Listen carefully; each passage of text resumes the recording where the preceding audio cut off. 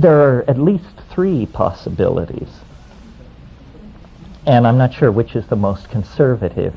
The first possibility is that we don't understand how the world is constructed, and that in fact there is a parallel universe running alongside of ours, full of elves who use a language to make objects.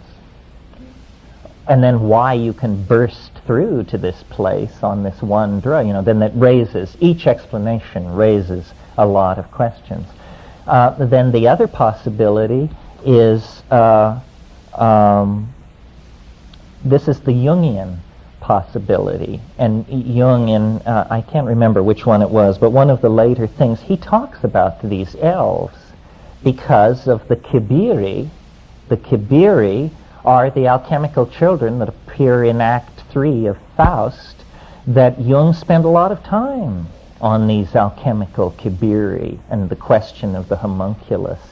And he says at one place, I think he says, he describes them as autonomous psychic elements that have escaped from the control of the ego.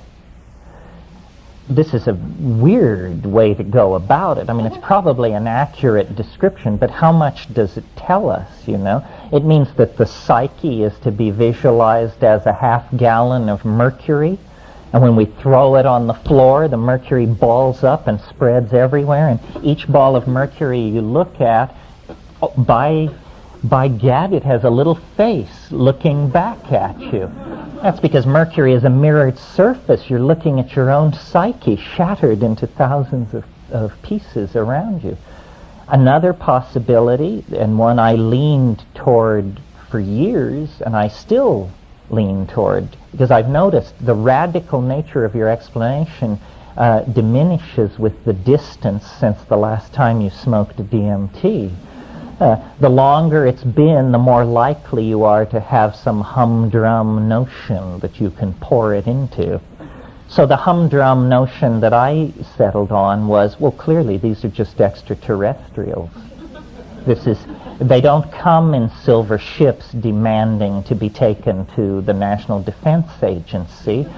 This is how they come. Why they come this way, who knows? They're coming through mind. Mind is the medium in which they travel. Where do they come from? Who knows?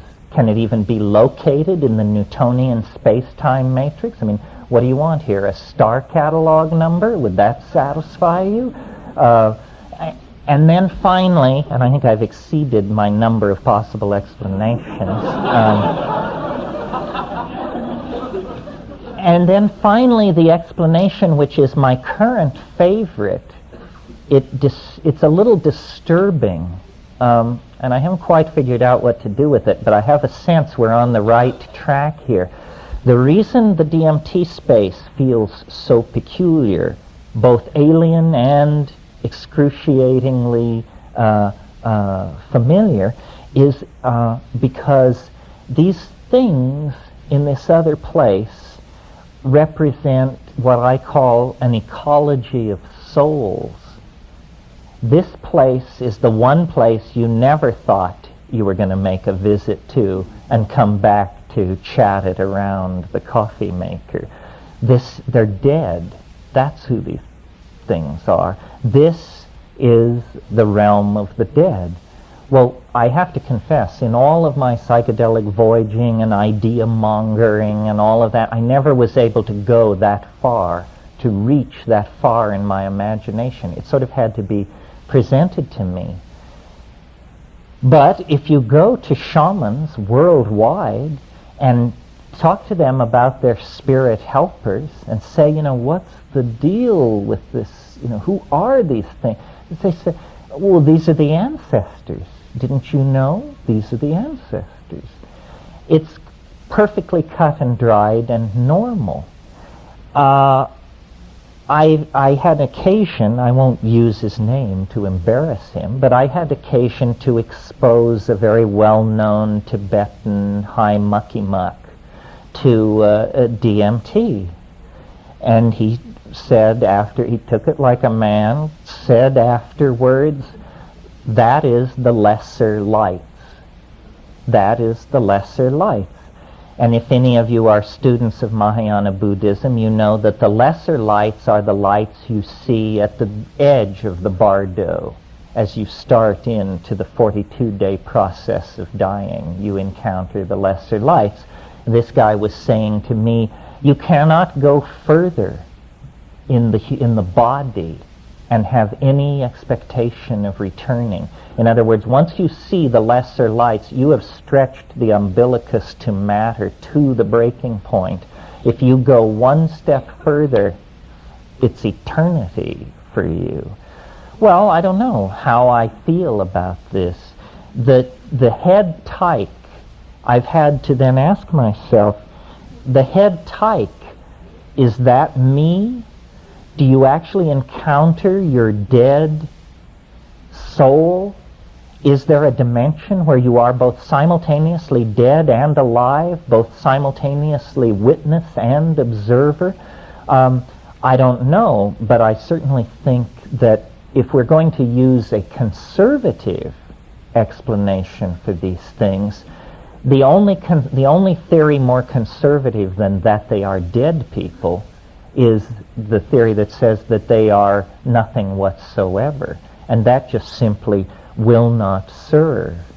I think it would come as a tremendous surprise to 20th century civilization if, orthogonal to all our expectations of space flight and virtual reality and all this techno-schmechno stuff that we're lining up in front of us, there would be a broadside from 90 degrees out of the unexpected, and it would be a doorway swinging open into the realms beyond organic existence.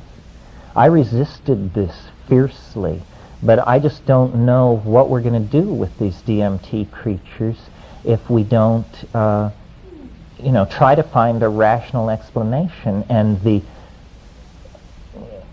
any rational explanation will be exotic because the facts of the matter are exotic. Those of you who have not had this experience, who are sitting there thinking it would never happen to me, you're full of it. It will happen to you. This doesn't require the willful suspension of disbelief. This doesn't require a pure heart or dietary prescription.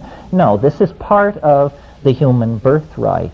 And the fact that we deny the existence of a non-human entity, intellectual intelligence on this planet, is just part of our heritage from rationalism. And, you don't have to take it very seriously, because rationalism, the philosophy that gives us permission to deny the invisible world, you know who founded the philosophy of rational materialism? Any takers?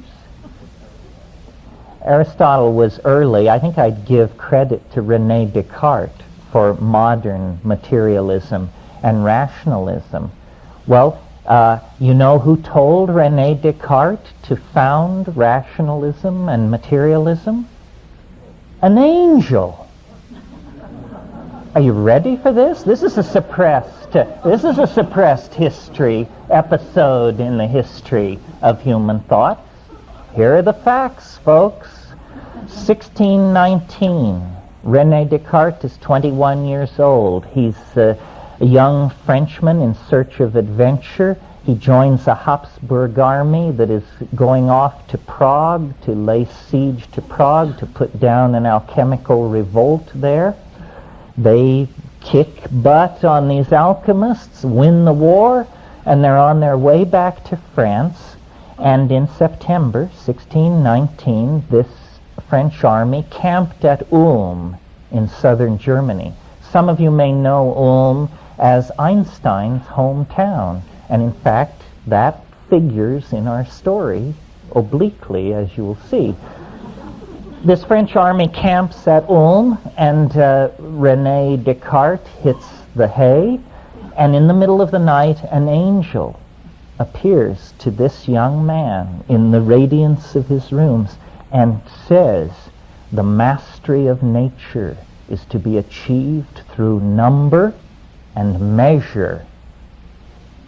Modern science is founded, folks, right there, right then, by an angel.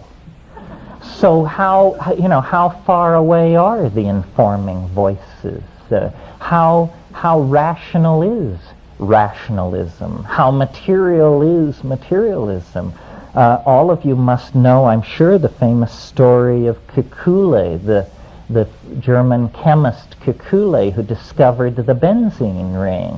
He was struggling with this problem in physical chemistry, could not figure it out, fell asleep in his study, and the Ouroboros serpent appeared before him in his dream and took its tail in its mouth. And he came out of a sound sleep and said, "I've got it." He walked to the blackboard, he drew the first benzene ring. Angelic intervention from the unconscious. So the point of all this is to suggest that human history is completely interpenetrated by the peculiar, the non-human, that which has intentionality and affection for mankind, for humanity. And this is what shamans call to their aid. This is how the curing is done. It's done through these spirit helpers, they're called, elementals. And so far as I know, Jungianism is the only modern intellectual position where you can even raise this issue without having a net dropped over you. I mean, this is absolutely forbidden by the modern worldview. And yet it lies very, very close to the surface in our culture. I mean, as an example of how close to the surface it lies in our culture, consider for a moment Santa Claus. What's this about? Santa Claus is the master of the elves. The elves that he is master of are demon artificers. They make toys for the world's children in their vast underground toy shops. And where are these underground toy shops? At the North Pole. I don't have to tell a room full of Jungians that the North Pole is the axis mundi, Yggdrasil, the magic world ash, the center of the mandala. What are the colors of Santa Claus? Red and white, the colors of Amanita muscaria, absolutely. What is the titulary animal of Santa Claus? Reindeer. Reindeer are very central to the Amanita muscaria cult because reindeer eat the mushroom and then excrete their urine, and this is thought to be a cleaner and easier way to take the mushroom than to take it on the so-called first pass. The second pass is after the reindeer have had it. Just an anecdotal aside, if you're ever in the Yakut Basin, one of the great perils of the intoxicated Amanita user is to crawl out of the yurt in the middle of the night to take a leak in the snow, and before you can back off, the reindeer come and knock you headlong because they want to get to this Amanita-flavored snow. So here is Santa Claus right in the center of our culture, and when you take it apart, all the motifs are there. The demon artificers, the elves, the cosmic axis, the magical flight. I mean, it's a beautiful example of the preservation of pagan psychedelic use into a modern context. Well, what can we say about this? Oh, well, I know. One more thing I wanted to say about it. This program that these tykes are pushing is a language skills program. And we don't know how long people have been bursting into this place. This may be the source of language. You know, where did language come from? We learned it from elves in hyperspace. Is as good a possibility as any other. And this is still ongoing, this language reformation program. They want us to activate our language forming ability. And language in the DMT flash, as I said this morning, it's something beheld. Syntax is something potentially to be looked at, not to be heard. And we don't understand this because for us, language is something that you hear. We can't imagine a language that you see. But have you ever noticed the way in which we preserve clarity of intention in language with verbal metaphors? We say, I see what you mean. He painted a picture. It means we unconsciously believe that truth will be beheld. And some of you who are students of the ancient literature may know Philo-Judaeus, Hellenistic Alexandrine Jew, absolute contemporary of Christ, born before, died after.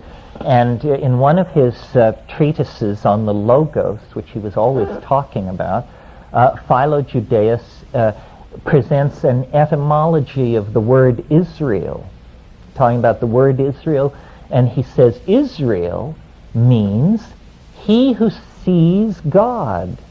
This is the meaning of the word Israel.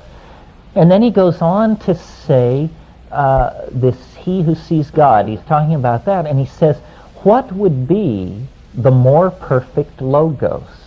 Now, I should assume most of you know the Logos was an informing voice, a voice in the head, which was the sine qua non of Alexandrian spirituality. Socrates had it, Plato had it, the Logos. So Philo-Judaeus asks, what would be the more perfect Logos? And then he answers his own question. He says, the more perfect Logos would go from being would go from being heard to being beheld without ever crossing over a noticeable moment of transition. Well, that is precisely what you encounter in deep psychedelic experiences and the DMT flash. You behold the Logos. In the initiation of the experience, you don't behold it. You hear it. It sounds, in Michael Harner's wonderful phrase, like the sound of rushing water, or like the sound of tinkling bells, and it's very far away.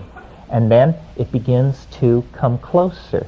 You begin to form a picture of it in your mind the way you would form a picture of a Nepali marching band if you just heard it about a half mile away, and the pa, and it's getting bigger, coming closer. This is the elf parade, and when it finally comes into view, it actually goes, without ever passing over a noticeable moment of transition, from being heard to being seen through the phenomenon of approach.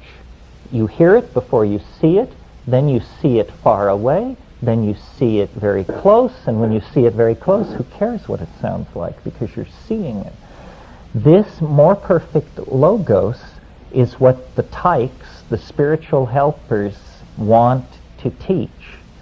And I think that it's important to spend a little time on this, because I think this would have tremendous historical impact upon our situation if we could, by hook or by crook, create a more visible Logos, a language which could be seen.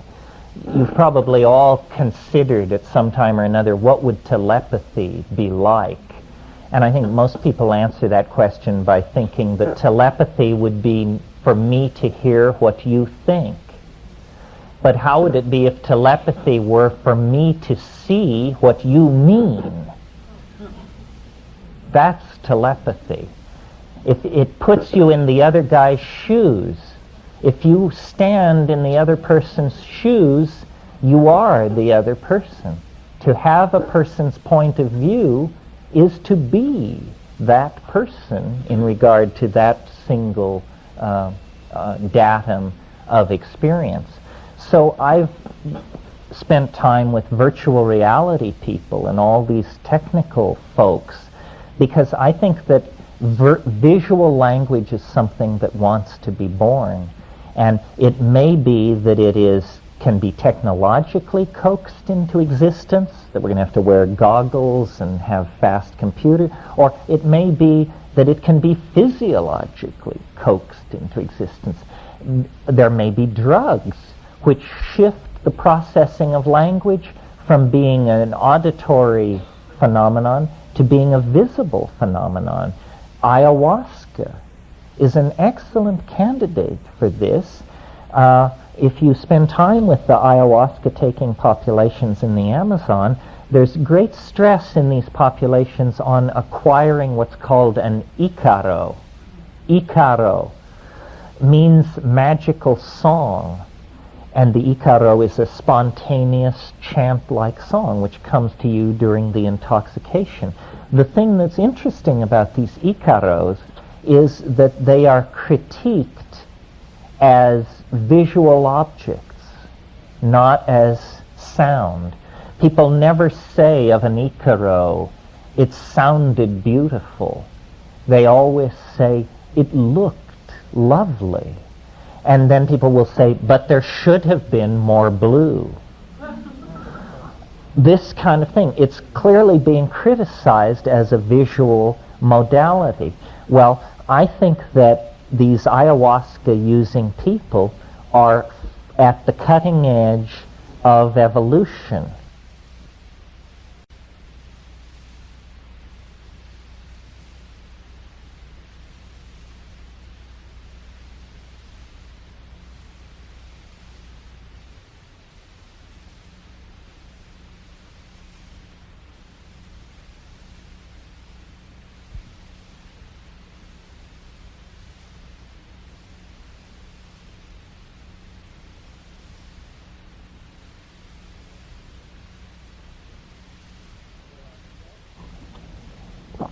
They are forcing the evolution of the modality of language. It may be that the processing of language is not hardwired, not physiologically wired.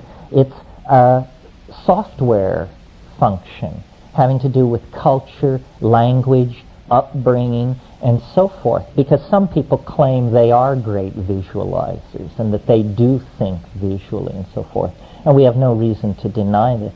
So it may be that we are just a one gene or even an expression of gene ratio's difference away from an entirely different way of processing communication between each other. And this is what the New Age, the end of history, the anticipation of this great breakthrough that we can feel but not really outline is about. If that seems far-fetched to you, you should notice how far-fetched the original emergence of language must have been. Because I think people were fully people and totally mute or, unable to articulate a thought. And then either an accumulation of neurons or some synergistic effect was brought into play, and lo and behold, spoken language emerged out of that. Well, something similar could happen to us. In the morning session, I talked about the forced evolution of language, paying attention to our language. I really think that the way to think of these psychedelics is as catalysts for the imagination. If any of you are chemists, you know a catalyst is something that when you add it to a chemical process, the process is tremendously speeded up. But in the end, the catalyst is not destroyed. The catalyst is reconstituted at the end. So psychedelics, one way of thinking of them, is as a catalyst for cognition. the original description of psychedelic drugs was they were consciousness expanding drugs. Well, if we take the idea that they are consciousness expanding seriously for even a moment, then we have to put a lot of attention in on this, because it's the absence of consciousness that is murdering us and our planet. We need all the consciousness we can get. We need to wring it out of computers, get it out of plants, raise it in ourselves and our children. Wherever we can get it, we need it. And the present, the present situation with the planet is very dire because of us.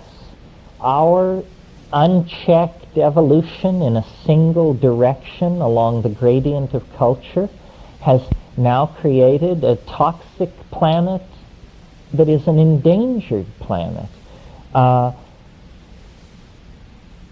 Since this situation has arisen entirely within the confines of history, aren't we going to have to look outside of history in order to redress this problem? I think so. And when we do look outside history, then we find the institution of plant shamanism there, waiting to inform us, to educate us, and to show us how to set our a course out of the present dilemma. I don't think we can find our way out by ourselves. I don't think we can get high by ourselves, and I don't think as a species that we can save this planet by ourselves. We have to have a partner. We have to get an ally into this situation. Just in closing, and as an example, the mushroom has a tremendous problem-solving ability. And because we can talk to it, we can ask it questions. We can actually get a non-human perspective on human problems. A few weeks ago, I made this statement before a group of people somewhere, and after the talk was over, somebody came up to me and said, well, so why don't you ask the mushroom how to save the world? And I just put it off, thought it was the wrong attitude. But then later I wondered about this question, how to save the world, and I thought, well, maybe I've been too circumspect with the mushroom. Maybe I should just put it to it. So I carried out the experiment and put to them, how do we save the world? And now I don't offer this as the solution. I'm going to tell you the mushroom's answer so that you can see how our backs aren't quite to the wall yet. There are still avenues to be explored. I said to the mushroom, how can we save the world? There was a hesitation of 1/3 of a second, approximately, and then the mushroom said, no woman should raise more than one natural child. And I said, what? It said, no woman should raise more than one natural child. So I took that home with me, and I thought about it. Here are the consequences of following that piece of advice. The population of the Earth would be cut in half in 50 years. 50 years following that, it would be cut in half again. 50 years after that, in half again. In 150 years, the population of the Earth could be under 1 billion people. Nobody was shot. No wars were fought. No one was told they could not have a child. No one was coerced. No one was starved. Then I started looking into this thing about children and population. And most of you, like me, probably imagine that the world has a population problem. And this population problem is going on in places like Pakistan and Bangladesh because, dag-nabbit, those little brown people will just not stop having children. Well, I looked into it, and I've got a surprise for you. A child born in America will use between 600 and 1,000 times more natural resources and energy than a child born to a woman in Bangladesh. Suppose you went to Bangladesh and you met a woman, a young woman of childbearing age, and she told you that her ambition in life was to have 1,000 children. You'd be appalled. I mean, what kind of social responsibility is this? What kind of person are you that you want to do this? An American woman having one child is having the equivalent of those 1,000 infants. Now, another interesting thing about this suggestion made by the mushroom, that each woman should rear one natural child. When we think of population control schemes, the first objection is, my God, you can never sell this to people. They have these religions, they have these centuries of tradition and so forth. It just won't wash.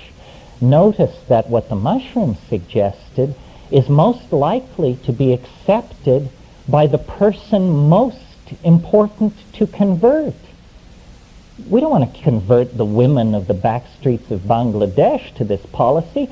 We want to convert the women of Sherman Oaks, Malibu, Santa Monica, Grosse Pointe, Boston, New York, Philadelphia, because these are the women whose children are using the resources.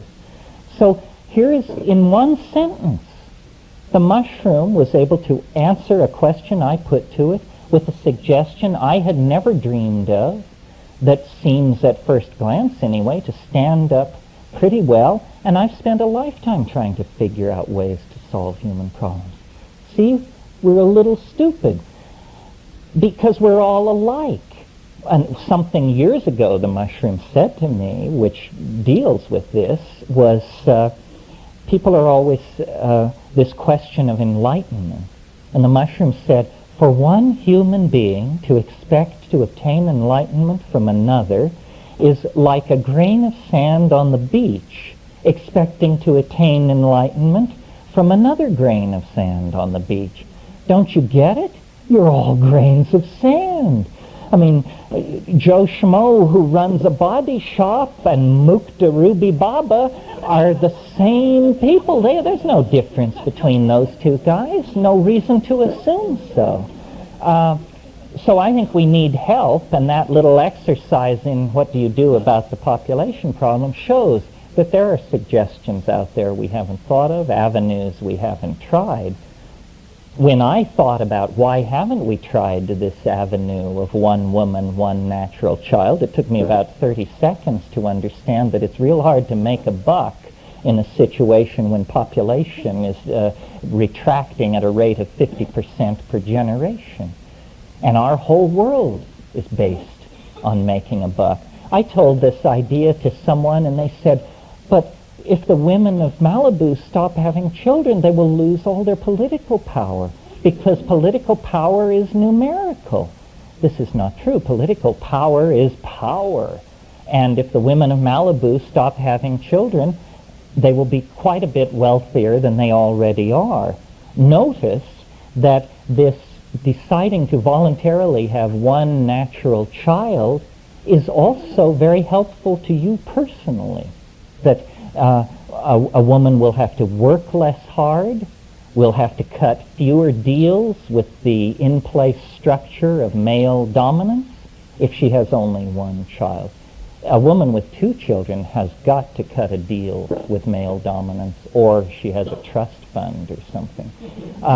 The reason we are, I think, we have a tendency to clench at this suggestion and not follow it through is because we imagine that there is something holy and sacred about the nuclear family and that we don't want to attack this biological unit that has such integrity.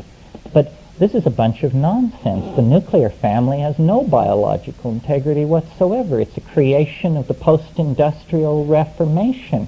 The extended family is the natural human unit to ease the pressure of child rearing on young women and to give everybody the benefit of contact, intergenerational contact and so forth. No, this nuclear family that our politicians are always beating their breasts about is the absolute cauldron of neurosis in this society, as far as I can see. And when you look at the demographics of what is happening, the number of women with the number of households that are one woman, one child household, I think you can see that maybe our unconscious has already been in communication with the mushroom, and it's just the ego who's going to get the news last. Well, I don't want to spend too much time on that, but it's an example of how these things offer solutions to human problems. And if it can offer solutions to a human problem like overpopulation by 6 billion people on a planet, then it can surely take care of the needs and concerns of a group of rainforest hunter-gatherers that number 70 or so people. I doubt they can conceive of a question that it doesn't have an answer to, because it can operate on many levels simultaneously. And this is an example of consciousness in action. You see, me plus nothing had nothing new to say about the population problem.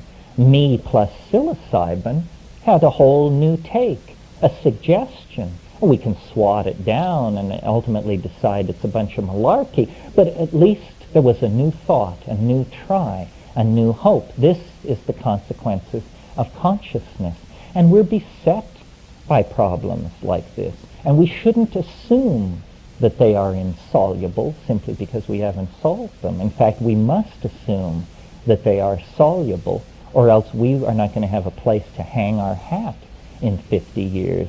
But the solutions come through an act of humility, an act of opening to the dynamic of nature, the feminine, the psyche. The ego is the calcareous knot of tumorous tissue that stands outside of all that and cannot be trusted and cannot be relied upon.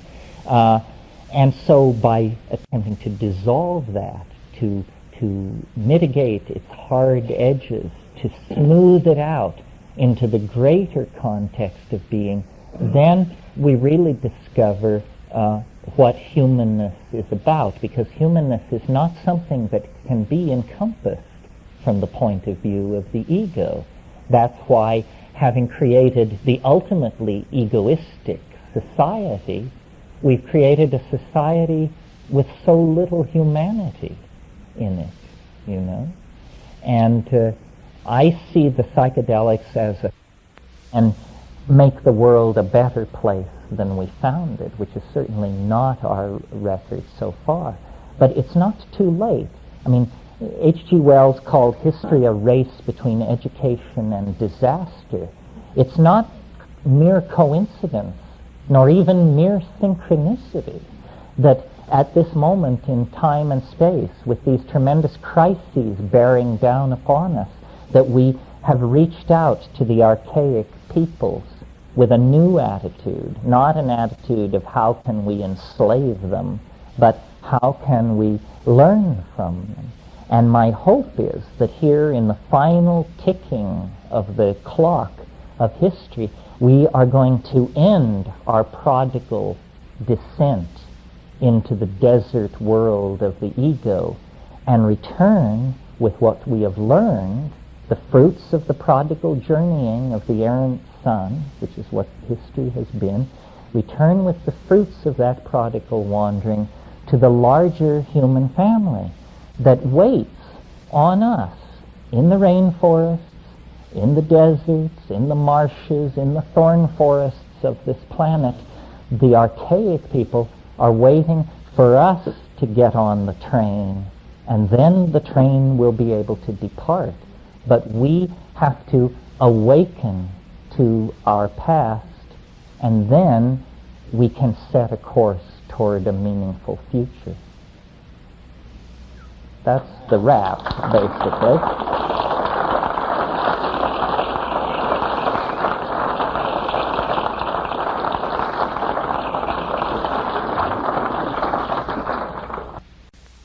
plants represent some kind of entire other dimension of existence, of which we view the topological manifestation of the form, but are completely occluded as to the network of energy and information that this represents.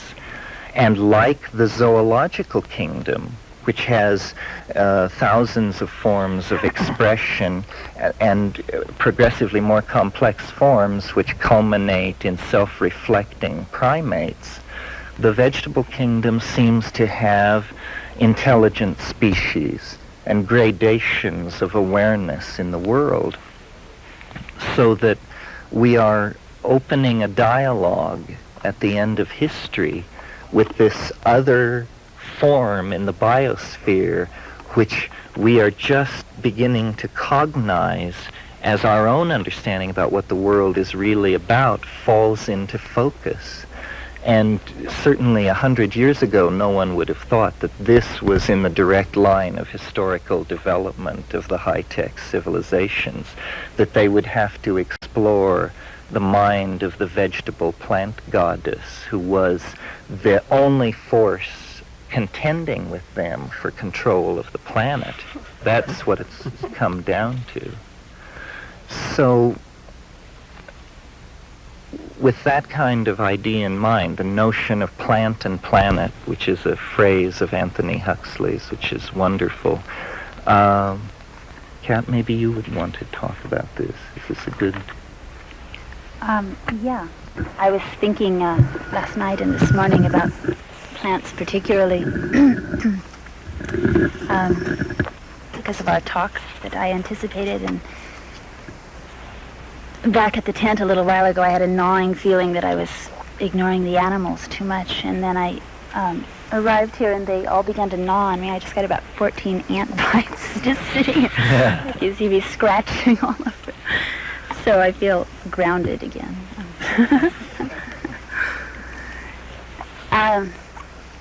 I don't know about having a dialogue with the end of history through plants, actually. I don't know about that.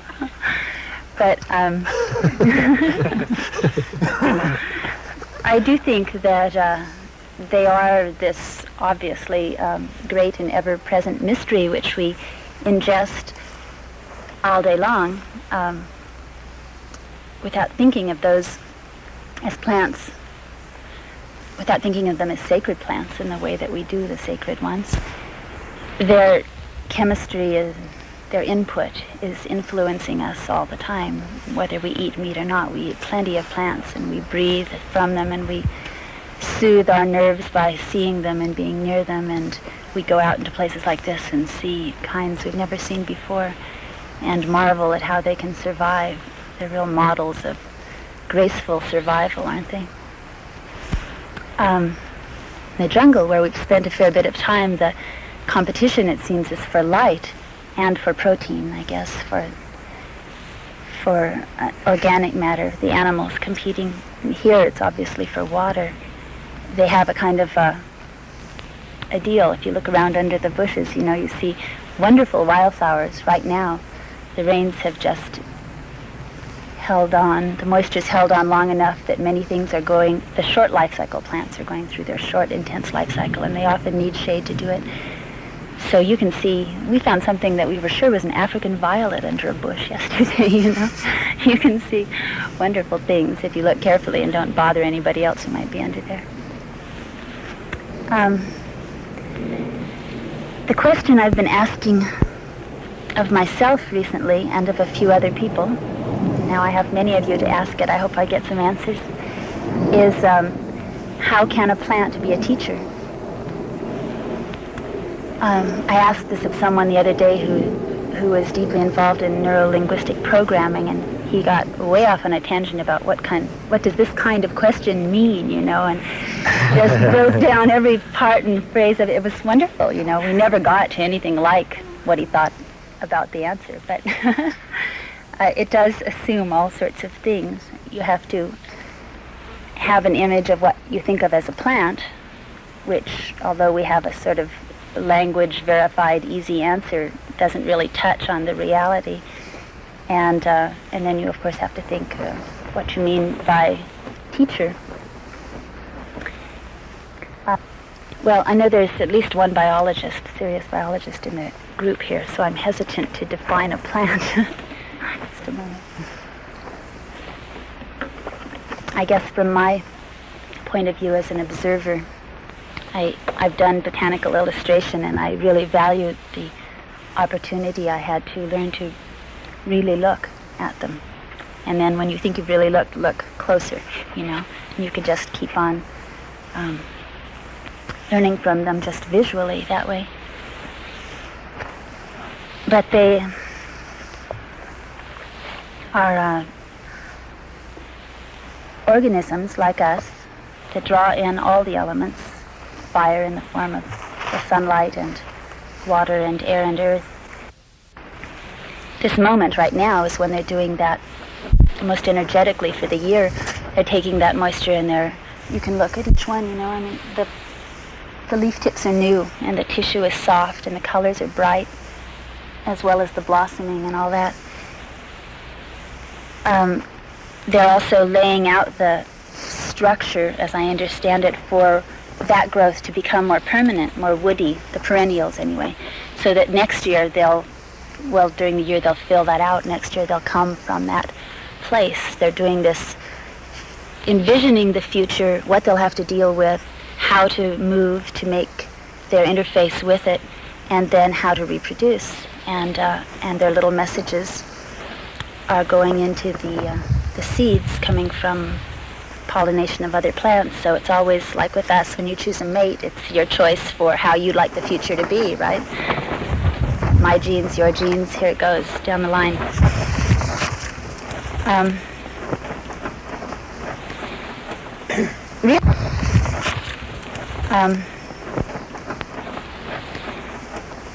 Really all I have about this is questions. I hope you don't mind if I just throw questions up, and then if anyone wants to say anything, please do, including you,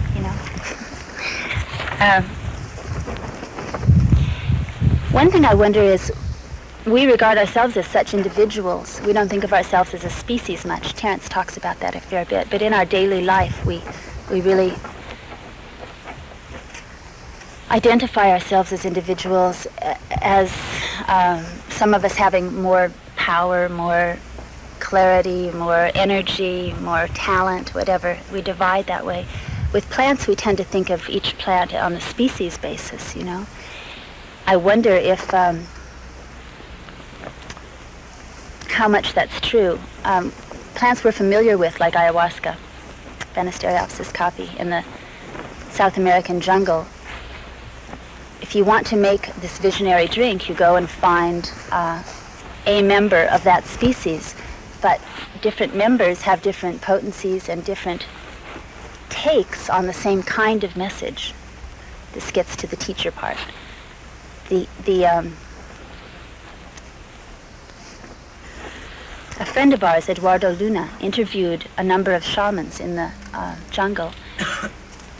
They use this term, plant teacher, in Spanish, as we've come to use it too. And he asked them, do you think that all plants have a plant teacher in them?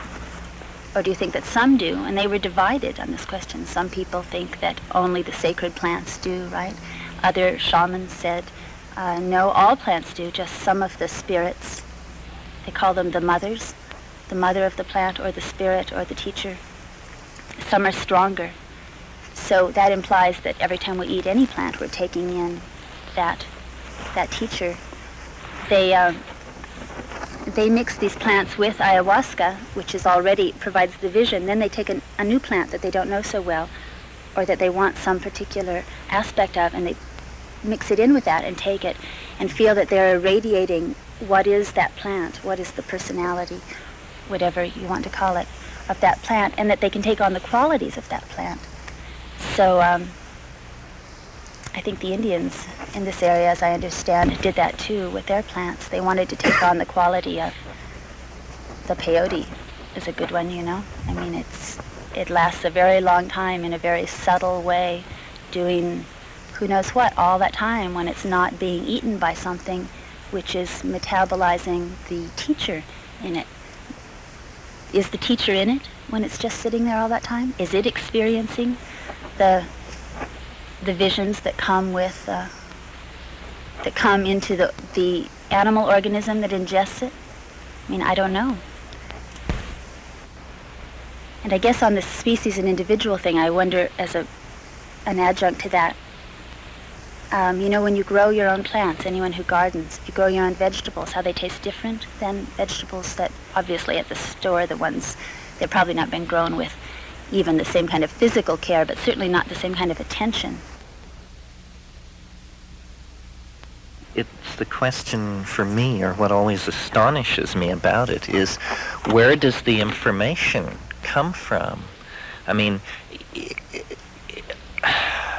the peyote plant or the ayahuasca vine or the mushroom growing there in the jungle or on the desert, how did it manage to tap in and become filled with a universe of alien platonic beauty? Why is that there? All the rules of orthodox evolutionary theory conserve only what is necessary is conserved.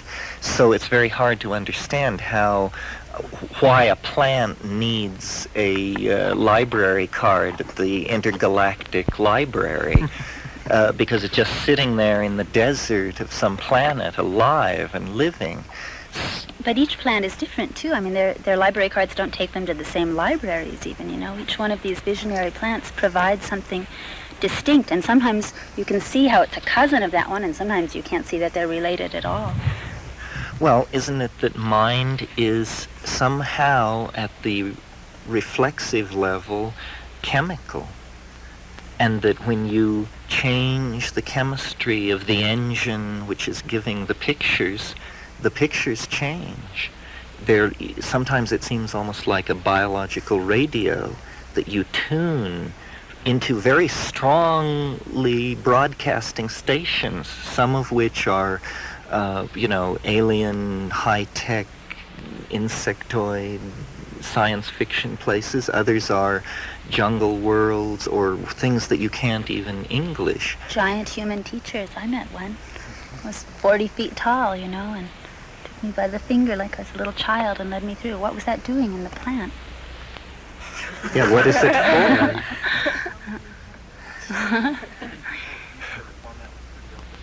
Sure. Yes.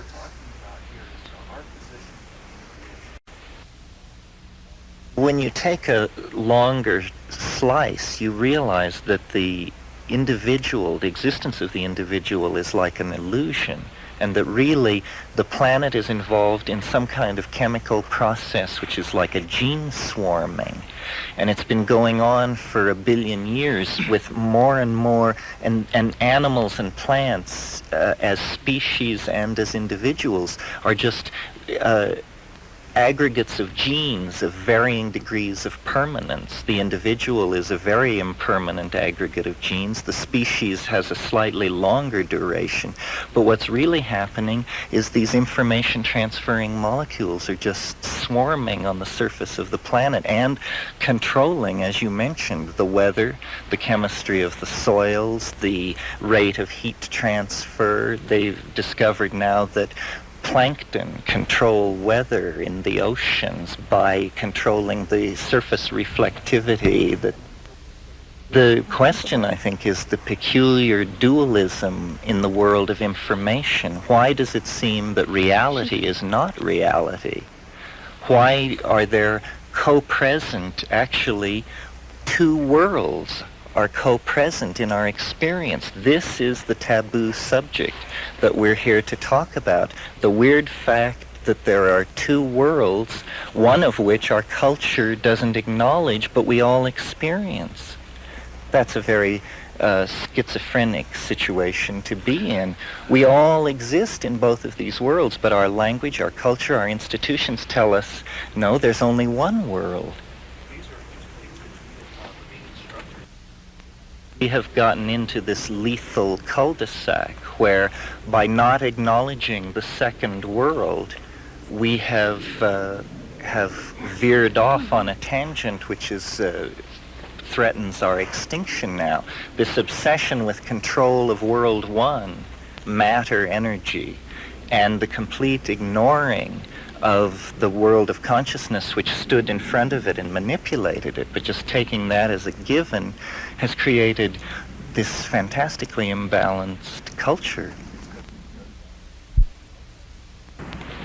I think that gets back to the plants as teachers, because since we do, as in your words, play with fire as human beings, perhaps the question you were asking as to the plants as being teachers, my feeling was at the time was they're in communication with us as we are in communication with them. We're all transparent beings. You're talking of genes swarming on the planet.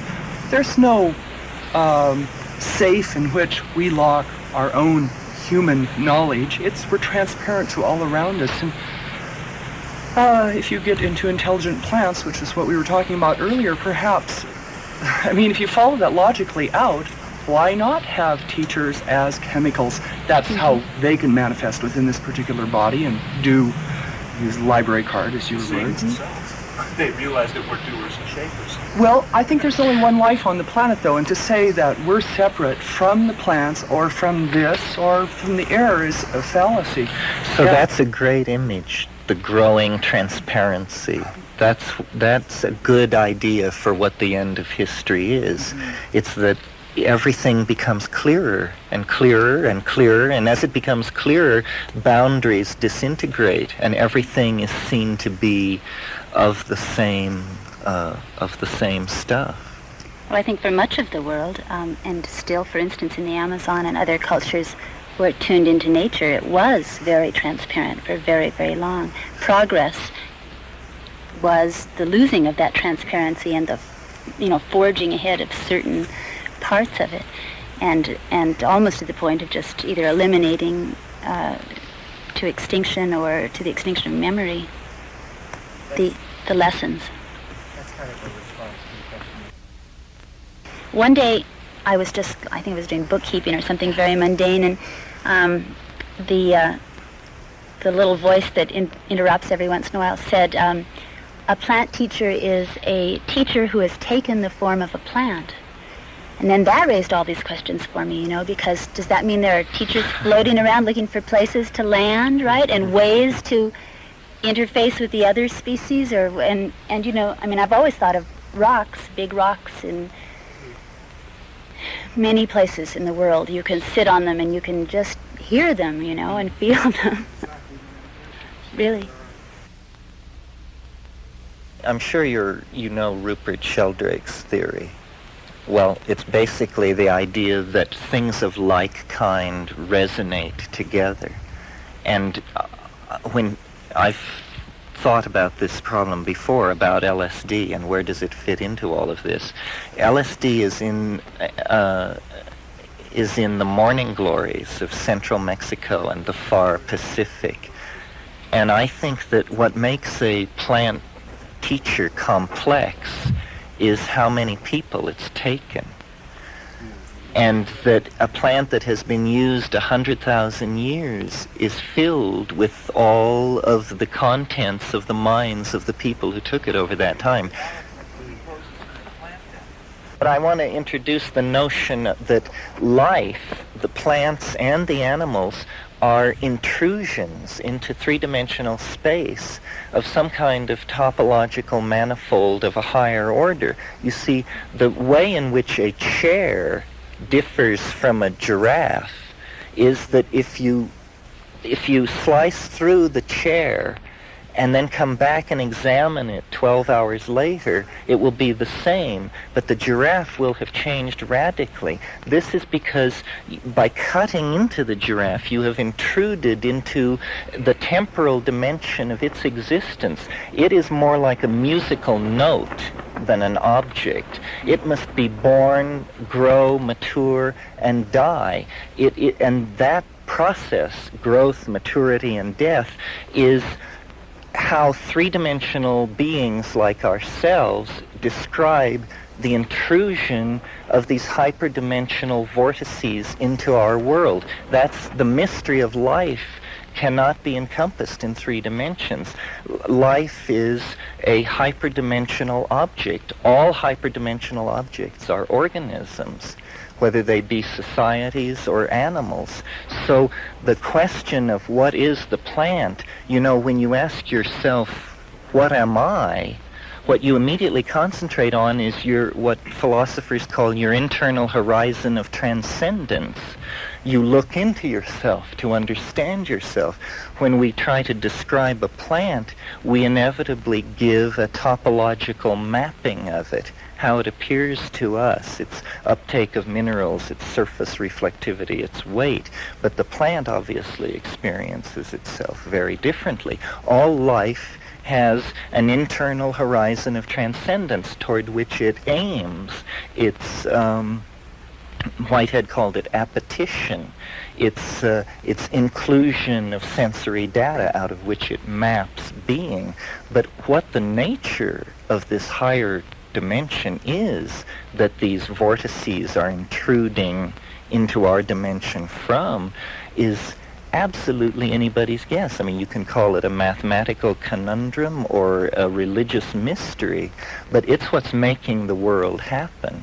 It's how the mystery of our being will eventually be shed one more level of veil to let us understand it.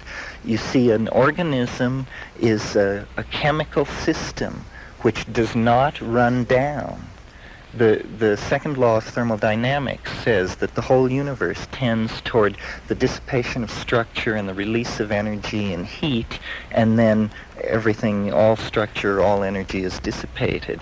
But the life has achieved the miracle of, by being an open system and taking material into it and extracting energy from it and getting rid of waste, life has been able to leave the main stream of thermodynamic degradation and establish itself at an equilibrium point off that graph and maintain itself there for, at least on this planet alone, 4 billion years.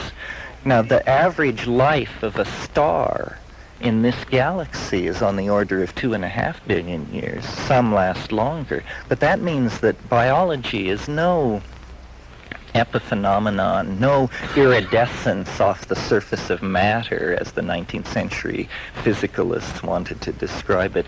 It means that life is indicative of a physics of higher dimensions which intrudes into this otherwise thermodynamically degrading system which we call the physical universe. And information, there seems to be an informational ghost of this universe, which is somehow co-present at all points within the matrix, perhaps a la Bell's theorem or something like that. And that's what the psychedelic experience shows you. It shows you a hologrammatic space of information where, by sitting still in your room and sending the mind, you can cross the universe in an instant, and return. And the question of, is this real, is in bad taste. It violates the 2 ontological categories, you see. I mean, it just isn't done. But you're right. But the plants seem to be the things which shake us out of these cultural conventions. We have this very bad habit of when we encounter a new experience, we describe it. And as we describe it, we erase its reality. Reduce it. And replace it with a map. And forever after, when we encounter that input, we access the map and overlay it over the thing and say, aha, I know what this is. And so by the time a child is 5 years old, they have completely entered into a symbolic construct which hides the real world from them. And fortunately, these plant teachers seem to have the unique ability of showing you the relativity of language, which for us is the relativity of being. and then you are freed because you have seen something incontrovertible. There's no going back then. That is the great first gateway on the path to realize the relativity of language and the malleability of the world. For instance, coming out into the desert is typical of people seeking visions. The first thing you have to do is leave the polis. Culture is this effort to hold back the mystery and replace it with a mythology, which is then in the control of those who recite that mythology, whether they be shamans or priests. This holding back of reality is what Christian theologians call the fall, our strange alienation from nature that causes us to crowd into cities and mint money and put a price on everything. And this is why it's so important to go back to the Amazon and eastern Indonesia and these places and try and understand what spark it was that those people kept, over the millennia, while we became the prodigal son and wandered into matter and hoard in the cities on the plain, and have now come full circle and returned at the end of history with the dilemma that we have made such a mess of things that there's nothing we can do now but lay.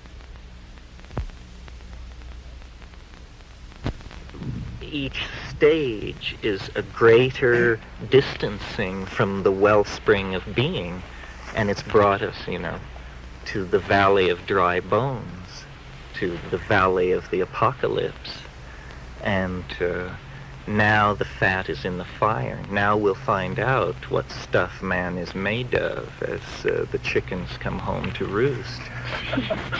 But, well, no, I'm very optimistic.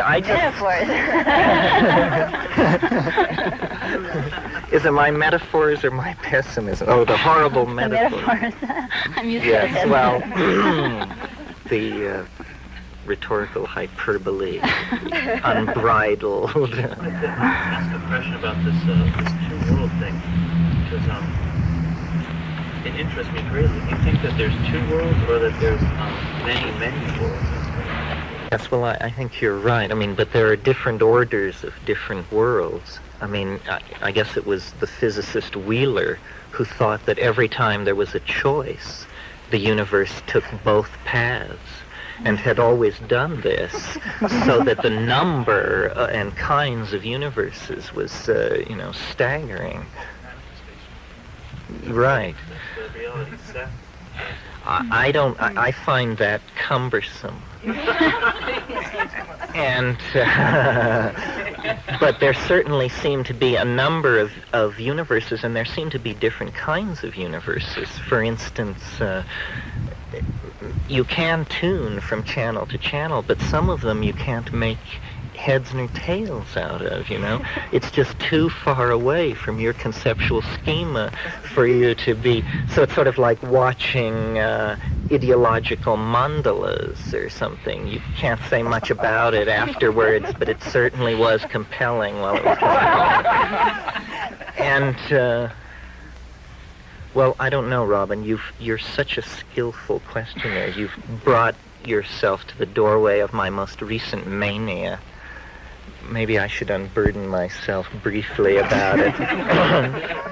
One of the weird things about growth, or trying to make your ideas always become new, is that you always assume you're going to know what the next step is. That even though you're going to become more and more enlightened, there won't be any surprises. So a few weeks ago, I was meditating in my usual fashion, and I began to get this new idea, which was so weird that I immediately shifted into, this is not the truth. This is not a transmission about the nature of reality. This is a plot for a science fiction novel that I should write, and tried to hold that as the defense. That was my shield against the onslaught of this thing. And I've never been one for Atlantis or Lemuria or all these invisible prehistoric lands and places that people enjoy so much.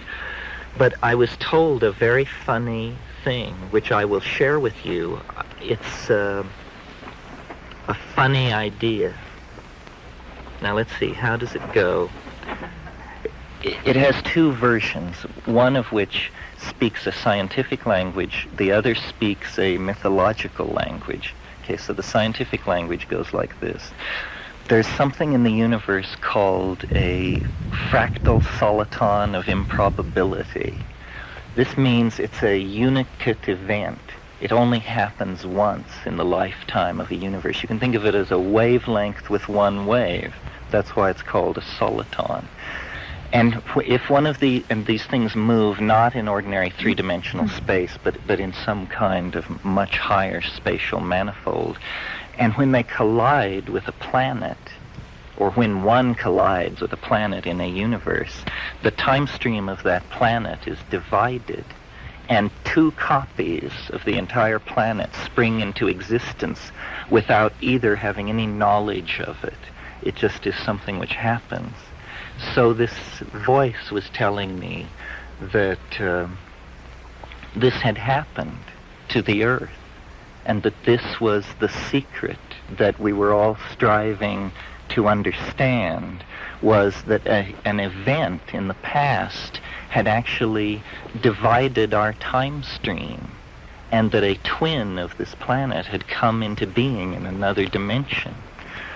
Okay, so that's the scientific explanation of it. So the mythological explanation was that the universe, it's Gnostic, that the universe is the creation of a demiurge, not the highest expression of divinity, but a kind of demon, a fallen creature, and that this demiurge was able to coax itself into being and actually incarnate into history as a human being, and that when this happened, this was then the mythological expression of the fractal soliton of improbability. And when it happened, the time stream split. The universe is the creation of the demiurge, and the demiurge impelled itself in the form of an individual. Right. And this is sort of, Waited a long time. When you're a demiurge, who can hurry? Okay, go ahead. Okay, so the time-splitting event had to do with the career of Christ, who was an extraordinary manifestation of energy in the historical time stream, not to be confused with a Buddha or a Mohammed or a Zoroaster, who were great saints. And it was something else. It was, in some sense, what it claimed to be, but in some sense. Okay? So now, at the moment of, and you can choose either the Immaculate Conception or the Resurrection, depending on which side of the bed you got up on today. But at that moment, the time stream split, and this other place came into being without having any awareness that, and they were identical at that moment, these two worlds. Now, Christ had no children, so, what I forgot to say was that the event, the fractal soliton of improbability, has this quantum mechanical half charge, so that in one of the universes it happens, in the other universe it doesn't happen. And so everything about these two worlds was the same, except that in one of them the Immaculate Conception had not taken place, or the resurrection had not taken place. Now, because Christ had no children, in the world in which he was absent, it was not a genetic line which was missing. It was an ideological line which never received expression. And consequently, as time passed, first decades and then centuries, the absence of this particular intellectual influence in the world changed the world radically. in the following way. Greek science did not suffer the suppression that occurred with the conversion of Constantine. The academies were not closed. The Hermetic knowledge was not repressed. Conversely, the empire was stronger and was able to repel the barbarian invasions of the 2nd to the 5th century. And mathematics, which had halted in our world at Diophantus, proceeded through his disciple Hypatia to develop a calculus by AD 370, so that the millennium of Christian stasis that occurred in our world did not occur in that world. And as time passed and engineering advances occurred, by around 850, they had ships which were able to cross the Atlantic Ocean. And they encountered the Mayan civilization reaching its fullest flower in Guatemala and on the Yucatan Peninsula. And in fact, in this vision, I saw the Roman Emperor Cosmodorus V make a pilgrimage to Tikal in 920 to be present at the coronation of a king at the end of Baktun 8. Anyway, this Greco-Roman imperial culture immediately recognized the genius of the Mayans in mathematics and astronomy, and Europe was transformed into an amalgamation, a Greco-Mayan civilization with the...